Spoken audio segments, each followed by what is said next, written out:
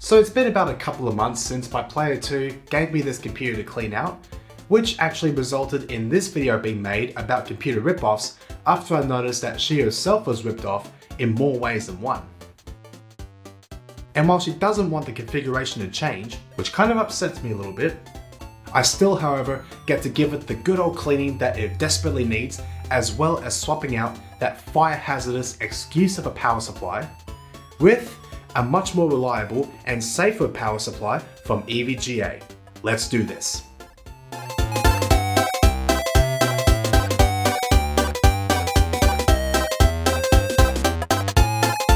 So if this is your first time getting your hands in the guts of a computer, there's one thing that you need to know of what not to use when cleaning it out, and that is a vacuum cleaner. Simply because the suction of the vacuum cleaner will cause static buildup on the components themselves, which could easily result in them getting zapped and being rendered unfunctionable. So that means you can say goodbye to that very important document for your assignment, your favorite movies, or God forbid, your favorite games. What you should be using instead is a can of compressed air, which are a lot more easier to find than what they used to be, as well as this little handy device, which I'll have a link for in the video description below in case you want to buy one, which can actually serve as a better alternative for cans of compressed air. Now while the can of compressed air and that little air compressor will get the bulk of the dust out, there's still going to be some little bits that are caked onto the components, but that depends on how long the dust buildup has been going on for. And that is where a lint-free cloth comes in, where you can just give a little wipe down around the case or individual components themselves to give a much more thorough spring clean. Or what about those little nooks and crannies that your fingers are just too big to get to? That is where you can do the little trick of using a paintbrush along with an air compressor. And it actually works surprisingly well. So now, once you have all your supplies in hand, it's time to move on to the main task. Hasta la vista, baby.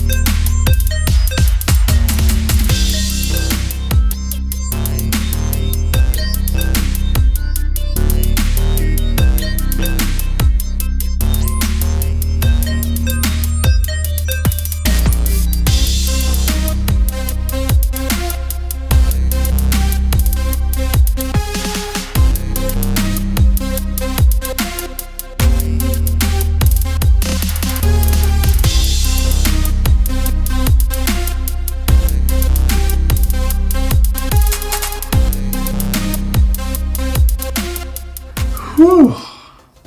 Boy, that took a lot longer than what I was expecting it to. However, this is the end result, and to be perfectly honest, it came out looking a lot better than what I was expecting it to look.